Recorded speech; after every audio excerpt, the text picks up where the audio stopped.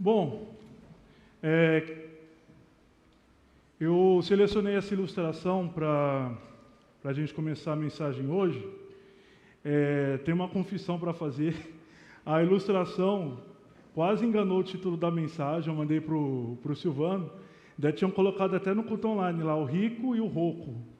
Mas só que não é, parece nome de dupla sertaneja, mas foi uma ilustração que eu achei muito legal para ilustrar a mensagem de hoje, que é a parábola, né, do construtor e o construtor prudente e o construtor o imprudente, no caso, o insensato. E eu gostaria de começar com uma pergunta. Exteriormente, há alguma diferença entre as duas casas? Assim, uma diferença muito grande, com exceção de cor, essas coisas, assim.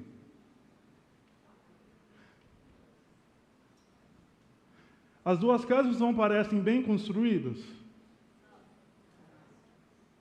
Casas bem construídas, exteriormente, boa fachada, bonitas, mas só que tem uma diferença entre essas casas.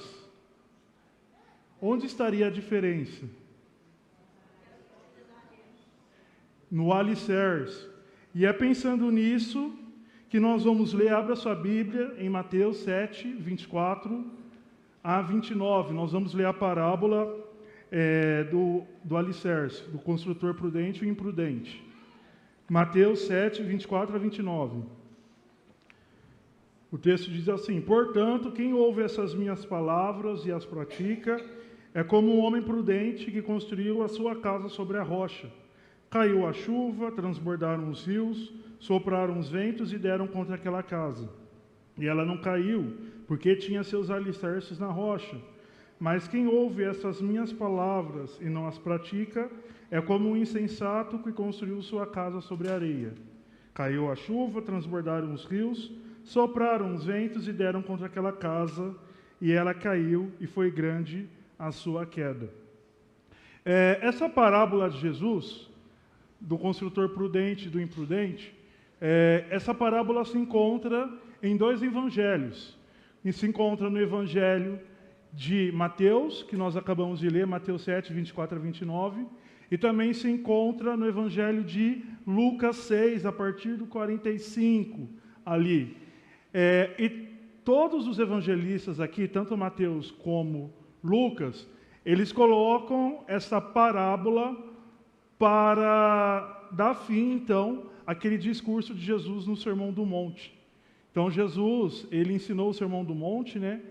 E tanto Lucas quanto Mateus, eles colocaram essa parábola no final dos seus evangelhos.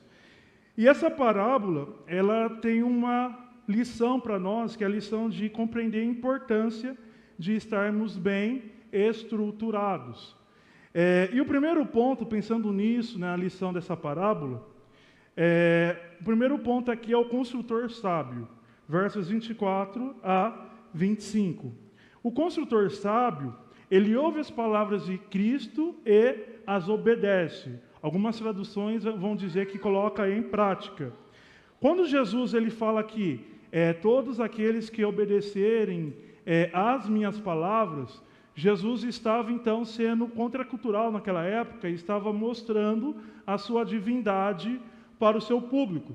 Porque naquela época, um judeu ele nunca iria dizer as minhas palavras. Jesus, quando ele fala as minhas palavras, ele está se colocando de forma igual com a lei de Moisés. E a lei de Moisés era aquilo que os judeus eles achavam que era o alicerce deles. Então Jesus está revelando aqui, quando ele fala estas minhas palavras, Jesus está revelando a sua divindade. E o construtor prudente, ele sabe que quando ele tem a revelação da divindade de Jesus, ele não pode permanecer de qualquer forma. Ele sabe que quando ele lê os evangelhos, ele lê os relatos dos milagres de Jesus, ele vê as palavras de Jesus, ele vê Jesus dizer que antes de Abraão nascer eu sou, ele vê Jesus dizer que perdoava pecados, Jesus que curava os enfermos, expulsava os demônios e aceitava a adoração, que ele sabe que diante dessa revelação de Jesus, ele não pode permanecer de qualquer maneira. Ele sabe que diante dessa revelação de Jesus, ele tem que se prostrar, ele tem que adorar a Jesus. Ele não pode continuar de qualquer maneira. O construtor prudente, aqui também nos ensina o seguinte, que na tradição judaica havia um debate se era mais importante ouvir a lei ou praticar a lei. Então eles tinham um debate, né, se eles deveriam primeiro ouvir a lei e praticar a lei. Muitos rabinos diziam que o mais importante era ouvir, porque você não pode praticar sem você ouvir. Mas só que Jesus aqui ele vai para uma linha que ele não quer somente que as pessoas ouçam a palavra dele. Jesus deseja, claro, que as pessoas ouçam a palavra dele. Ele queria, né, ele realizou o seu ministério ali em Jerusalém, na Galileia. Ele levou suas palavras para judeus e para gentios, mas só que Jesus ele quer algo a mais do que meramente que as pessoas ouçam a sua palavra. Jesus vai falar aqui da importância de praticar, de obedecer a palavra de Deus. Ele vai falar que, basicamente, que ao ouvir a palavra de Deus, deve resultar em discipulado. Então, o construtor prudente, ele sabe que quando ele ouve a palavra de Deus, ele tem que colocar em prática a doutrina do arrependimento, por exemplo. Ele se arrepende dos seus pecados. Ele sabe da importância que tem de crer em Jesus Cristo. Ele sabe a importância que tem de resultar, que a sua vida transformada resulte em boas obras de salvação. E ele procura aplicar tudo aquilo que ele aprende em prática, né? Tiago mesmo falou, né, Tiago, que ele não queria que seus ouvintes fossem meramente assim, ouvintes, leitores da palavra, mas que colocassem em prática. Então, o construtor prudente, ele sabe da importância que tem de obedecer a palavra de Deus, de obedecer às palavras de Cristo. Ele procura colocar em prática. Quando começa a semana, ele começa o dia pensando, por exemplo, Senhor, me ajude, Senhor, a fazer a Tua vontade no trabalho, a fazer a Tua vontade em casa, a fazer a Tua vontade na faculdade. Ele sabe a importância de colocar em prática, por exemplo, o que Jesus falou sobre ser sal da terra e luz do mundo, por exemplo, de iluminar o mundo em trevas. Ele sabe dessa importância. Sabe que Jesus ele quer pessoas que praticam. O interessante é que essa cobrança pela prática do discipulado vem desde o Antigo Testamento. Talvez os ouvintes originais de Jesus, aqui os discípulos, quando Jesus ele disse da importância de se praticar, eles lembraram uma possibilidade, assim, porque os judeus conheciam muito o Antigo Testamento, da passagem de Ezequiel 33, quando o profeta ele profetizou para judeus que não haviam sido levados em exílio ali para a Babilônia, por exemplo, continuaram na sua terra, porém continuaram na vida de pecado. Continuaram praticando injustiça, desobedecendo a Deus, continuaram na idolatria. E Deus então mandou o profeta Ezequiel profetizar para aquele povo vinha, ouvia o profeta Ezequiel, ouvia, sentava. O texto fala que eles até dançavam-se de alegria, porém, na hora de se arrepender, de mudar de vida, nada. Então, talvez eles conhecessem essa história, e Jesus usou como base também esse conhecimento deles, para falar da importância, então, de colocar em prática o discipulado. A importância, então, de estar ali bem firme com Jesus, amém? O construtor prudente, ele também cava sobre a rocha. No Antigo Testamento, a rocha, no Antigo Testamento, era uma metáfora que significava a proteção e a segurança em Deus. Tem vários salmos que falam, né, que Deus como a minha rocha, Deus como protetor, assim por diante. O livro dos Salmos tem várias metáforas ali para se referir a Deus. Então, no Antigo Testamento, eles tinham essa metáfora para Deus, Deus como rocha. Já no Novo Testamento, Cristo ele é identificado como a rocha em que a igreja está estabelecida. Pedro falou, né, que Cristo é a pedra angular que os construtores rejeitaram. Na verdade, aqui ele está citando um salmo que apontava para Cristo. Ou seja, Cristo é a pedra em que a igreja está estabelecida, né? Tem até aquele debate sobre qual que é o alicerce da igreja, se é Cristo, né?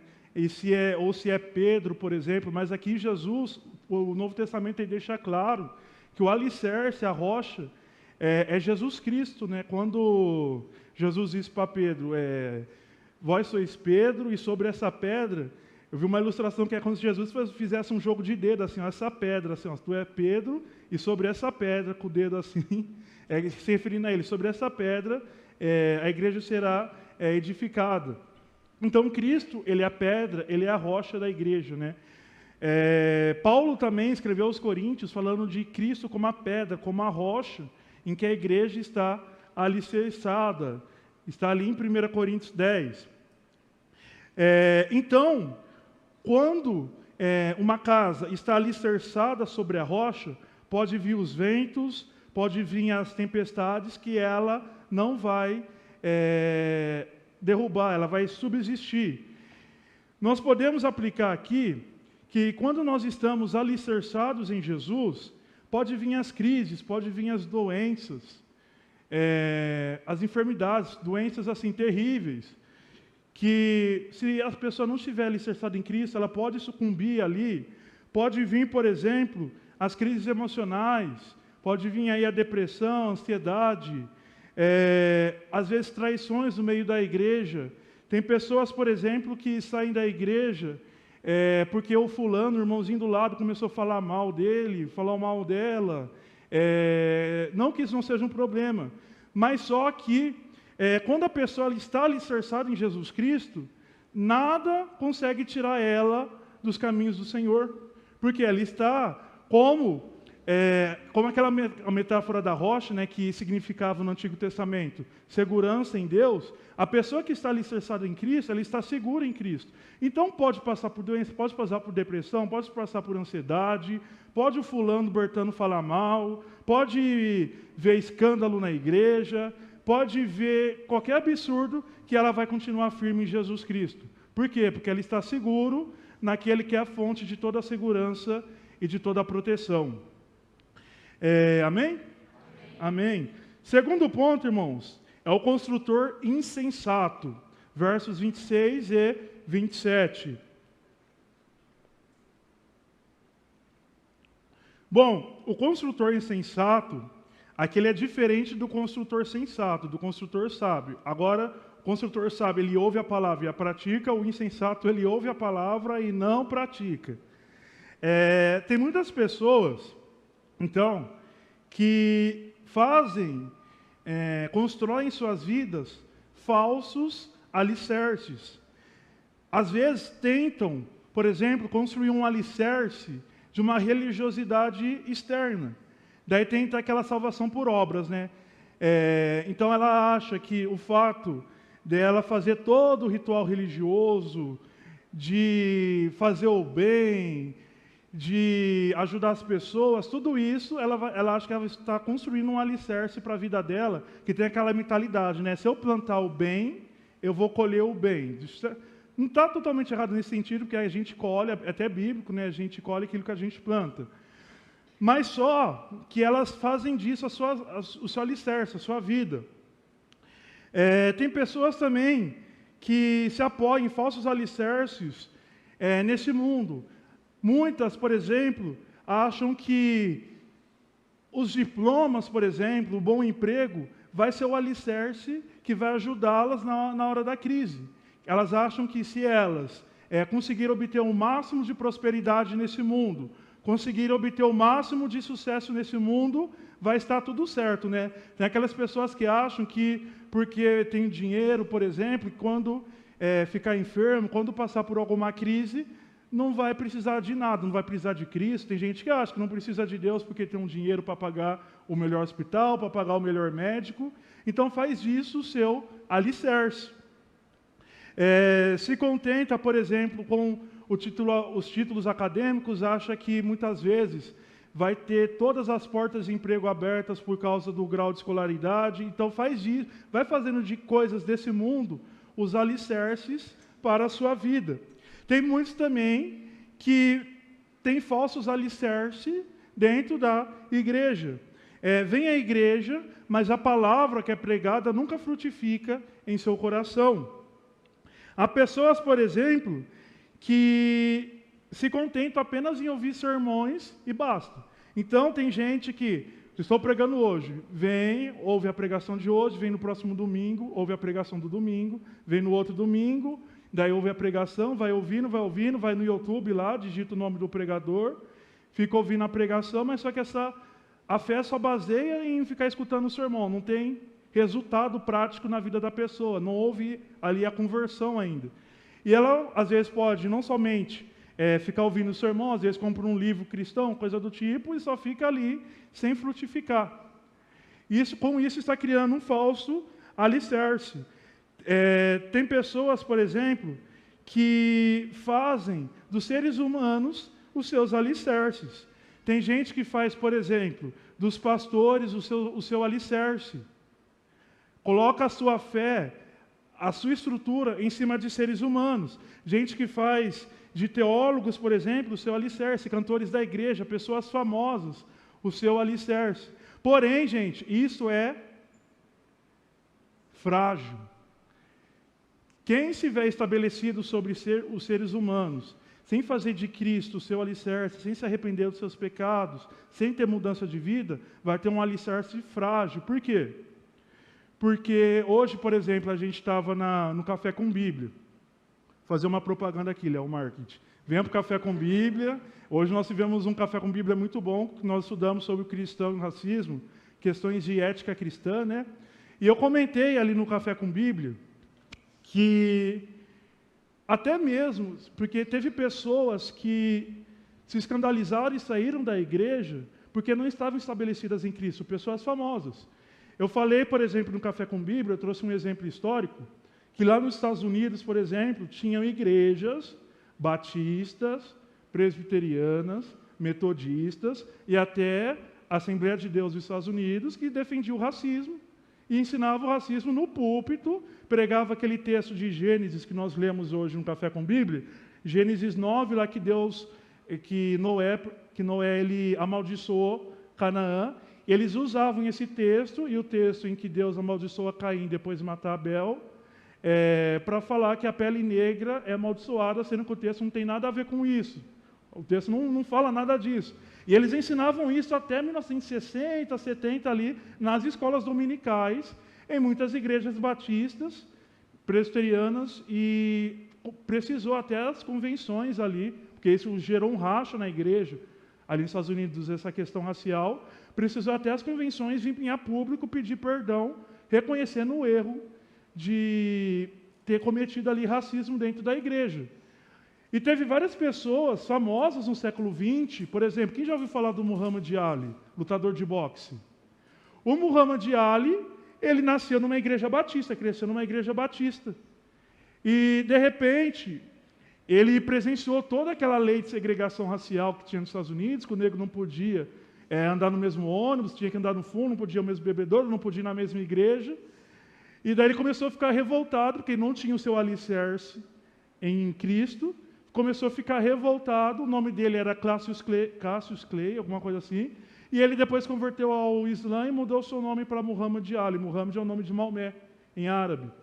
Por quê? Porque ele não estava alicerçado sobre a rocha. Quando viu o escândalo na igreja, não aguentou. O outro exemplo é um outro cara muito famoso ali nos Estados Unidos, o Malcolm X, que também era filho de pastor batista, e viu seu pai ser assassinado por membros de uma seita aqui nos Estados Unidos, chamado de Ku Klux Klan, aqueles que usavam aqueles aventais brancos, assim por diante, que falavam que eles eram protestantes, ou seja, evangélicos, que lutavam pela pureza racial dos Estados Unidos, e ele viu seu pai ser assassinado, não estava estabelecido na rocha e abandonou, também se converteu ao Islã.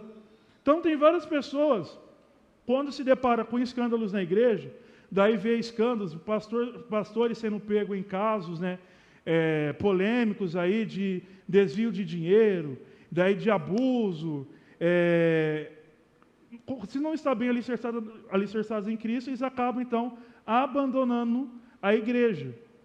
Daí tem pessoas que abandonam por menos também, que por causa, como eu disse, que o irmão falou mal, e daí acho que porque o irmão falou mal, todos os cristãos são hipócritas, sai da igreja. Já vi muita gente falar assim, vou sair da igreja porque lá tem um monte de gente falsa, como se no trabalho, na faculdade, não tivesse gente falsa falando mal também. É só a igreja que está errado. Mas tem pessoas que, como não chegaram a Cristo, não têm alicerce. E como não tem alicerce, elas acabam sucumbindo. Daí, quando vem as crises, porque as tempestades, percebam, nessa parábola, a tempestade foi a mesma. Para a casa sobre o alicerce na rocha e a casa no alicerce na areia. Foi a mesma tempestade. Foi a mesma. Os ventos, as inundações, a chuva atingiram ambas as casas de forma igual. A diferença é que o primeiro construtor ele construiu na rocha, e nós podemos ver que a rocha é Cristo, e o segundo construtor na areia. Naquela época, era muito comum, ali na região da Judéia, tinham pessoas que construíam sua casa, elas achavam que durante o verão, aquele solo, aquela areia mais dura, ela era boa para construir, acabavam construindo. Mas só que de repente, quando chegava o inverno, chovia. E aquela região que elas construíam, eram como se fossem rios intermitentes, então inundava. E Jesus usou aqui para dizer que, como a chuva vem sobre ambas as casas, aquele que está em mim, ele subsiste, ele consegue permanecer firme, e quando vem a crise sobre aquela pessoa que não edificou sobre a rocha, quando vem a depressão, quando vem as dúvidas, uma pessoa que não está alicerçada em Cristo, quando vem as dúvidas, os ataques à fé, muitas vezes dentro de casa, uma pessoa que se converte somente ela é crente dentro de casa. Se ela não está em Cristo, ela desiste. Se ela vai para a faculdade, por exemplo, um monte de professores ali pregando o ateísmo, pregando um monte de ideologia. Se ela não está em Cristo, desiste. Se ela não passou verdadeiramente pela conversão. É uma pessoa, não somente sobre as dúvidas, que eu falei aqui, pressão familiar. Muitas vezes, a própria pressão em si, sem precisar colocar a fé da pessoa em dúvida, basta uma pressão familiar para a pessoa sair da igreja. Ou até mesmo, quando se depara com, como eu disse, escândalos na igreja, diariamente a gente vê escândalos, Esses dias, por exemplo, eu vi uma igreja ali não lembro qual estado, falando sobre que estava tendo desvio de dinheiro dentro da igreja. Então, uma pessoa que vê isso e não está em Cristo, acaba saindo, acaba abandonando o cristianismo. E quando abandona, aí tem alguns que saem da igreja, apenas saem da igreja, até mantêm uma fé em Deus, mas fala mal da igreja institucional, fala que a igreja não presta, que só tem hipócrita. Por quê? Porque não esteve alicerçado sobre a rocha. Porque Jesus mesmo, ele é o alicerce da igreja. Então não tem como estar em Cristo sem estar congregando, sem estar na igreja. Uma pessoa que está em Cristo tem que estar na igreja. Supera, por mais doído que seja, às vezes, problemas dentro da igreja, escândalos, problemas de relacionamento, fofoca dentro da igreja. Por mais doído que seja, a pessoa ela tem que estar alicerçada e saber lidar com isso daí, porque em qualquer lugar vai ter isso daí. Quando se compreende o papel da igreja, que é um hospital, um lugar que recupera pessoas, a pessoa ela tem consciência de que ela ali é mais uma pecadora que está sendo santificada, assim como o outro irmão que está no lado dela, por exemplo. E tem pessoas também, que eu disse que às vezes sai da igreja institucional, até mantém uma fé em Deus, mas tem aqueles que chutam o balde mesmo. Aí vai para outras religiões, aí muda totalmente a chavinha, começa a meter o pau no cristianismo, fala que o cristianismo não presta, que é tudo mentira. Por quê? Porque tudo isso resultado de não estar alicerçado em Cristo. E as pessoas que não estão alicerçadas em Cristo, elas sofrerão o maior de todos os desabamentos, que é o juízo de Deus. Essa parábola, ela tem um sentido, porque assim, nas passagens que vem anterior a ela, o texto fala, Jesus falou muito, né, dos falsos profetas e dos falsos crentes, que pelo fruto os conhecereis, por exemplo. E no sentido ali, quando Jesus fala, ele fala muito de cortar a árvore que não dá fruto, assim por diante. Sempre isso é uma linguagem figurada, uma metáfora para falar do juízo. Eu apliquei aqui questões, né, de crises, mas a maior crise aqui é não ser salvo e sofrer o juízo de Deus, né? Deus aqui, ele está procurando salvar os homens. Ele oferece a sua graça, mas se não houver arrependimento dos pecados, se a pessoa não estiver alicerçada sobre Cristo, virá então, sofrerá o juízo de Deus, que é o castigo eterno, que Jesus fala, né, que ali haverá choro e ranger de dente. E a única maneira que Cristo fala é estando alicerçado nele. Amém? Vamos estar orando, irmãos, que nessa noite você tenha em mente a importância de estar alicerçado em Cristo. Que você não esteja alicerçado sobre alicerces frágeis, sobre os seres humanos. Muitas vezes, a gente, por exemplo, é comum a gente admirar pregadores, admirar escritores, cantores, mas a gente não pode deixar com que esses cantores, pregadores, eles sejam o nosso alicerce, porque aquele cantor, aquele pregador que tantas vezes a gente admira, pode parecer um escândalo dele na mídia. E daí, se a gente estiver alicerçado nele? Se a gente estiver alicerçado, por exemplo, numa placa denominacional, e é bom muitas vezes a gente ter uma tradição cristã, por exemplo, uma igreja batista tem a tradição batista, tem as igrejas, cada igreja tem a sua tradição. Mas e quando se deparar com um histórico, que nem eu falei aqui, de igrejas apoiando o racismo, por exemplo? Se você não estiver alicerçado em Cristo, será que vai subsistir? Será que vai aguentar? Ou vai chutar o balde? Então nós devemos, nessa noite, estarmos alicerçados em Cristo. Que Cristo seja o seu alicerce. Da mesma forma como foi o alicerce do salmista, no livro de Salmos, tantas vezes mencionado. Amém? Vamos estar orando. Pai, nós te damos graças, Senhor, pela tua palavra que foi pregada nessa noite, Senhor. Senhor, que o Senhor seja o nosso alicerce, Pai. Que o Senhor seja, Deus, a nossa estrutura, Senhor. Que não estejamos, Pai, alicerçados, Pai, sobre a areia, Senhor. Porque a areia é frágil quando vem as tempestades. A areia, Pai, não aguenta as chuvas, não aguenta as inundações, Senhor. Mas quando nós estamos alicerçados em Ti, sobre a rocha, Senhor, nós aguentamos, Senhor. Nós, Pai, nós temos consciência de que nós precisamos estar alicerçados em Ti, Senhor. Porque se estivermos alicerçados em Ti, Deus, pode vir as tempestades, pode alguém falar mal da gente, Senhor. Pode, Pai, ter escândalo dentro da igreja, Senhor. Pode ter, Pai, uma doença, uma depressão, uma crise emocional, Senhor.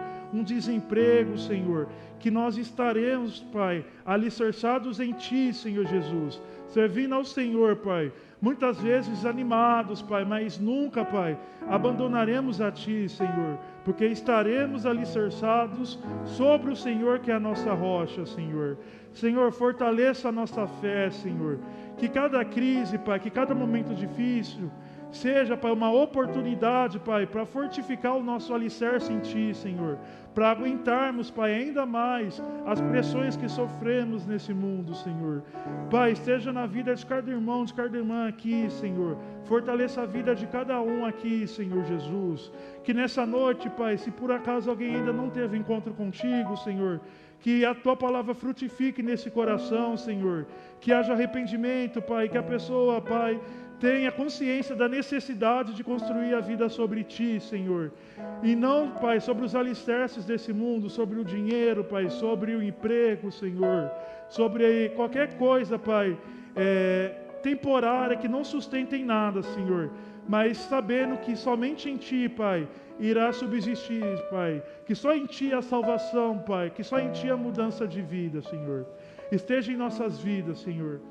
Se por acaso, Pai, houver aqui, Pai, algum irmão enfermo, Pai, que o Senhor cure nessa noite, Senhor. Algum irmão desanimado, Senhor, que entrou, Pai, muito desanimado por causa de alguma crise emocional, que o Senhor anime nessa noite, Pai, através da Tua palavra, Senhor. Esteja em nossas vidas, Pai. Esteja, Pai, conosco, Senhor, em nome de Jesus, Senhor. Amém.